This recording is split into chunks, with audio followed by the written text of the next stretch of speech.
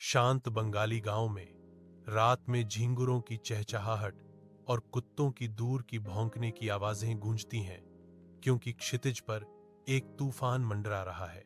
एक धुंधले कमरे में दादी राफीक और मैयना को एक खौफनाक कहानी से मोहित करती हैं। दादी की आवाज धीमी हो जाती है, डर का जादू बुनती है।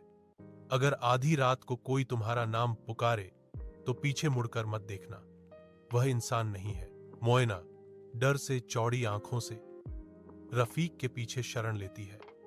उसके छोटे हाथ उसकी शर्ट को पकड़े हुए हैं। रफीक हंसता है, एक बहादुर लेकिन बेचैन आवाज, जैसे परछाइयां उनके चारों ओर नाचती हैं, जो दादी के अजीबोगरीब वृत्तांत से प्रेरित है।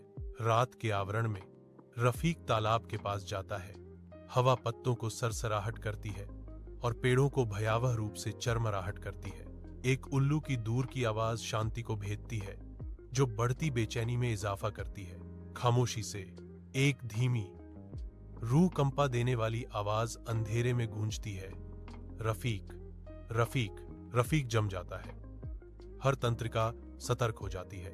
उसकी सांस अटक जाती है, क्योंकि वह आवाज को पहचानता है, अपनी मां की एक ठंडी भूतिया गूंज। उसे भ्रम और डर ने जकड़ लिया है। वह शहर में मीलों दूर है, फिर भी उसकी आवाज यहां है। एकाकी रात में उसका नाम फुसफुसा रही है। रात के आवरण में रफीक धीरे धीरे मुड़ता है। दादी की अशुभ चेतावनी उसके दिमाग में गूंजती है। एक भूतिया आकृति बांस के झुरमुट के पास प्रकट होती है, जो सफेद साड़ी में लिपटी हुई है, जिसका चेहरा लंबे बालों के पर्दे से अस्पष्ट है। केवल दो भेदी लाल आंखें अजीबोगरीब तीव्रता से चमकती हैं, जो अंधेरे को चीरती हैं। अचानक मैना दृश्य में आती है। उसकी आवाज में तात्कालिकता और डर भरा हुआ है।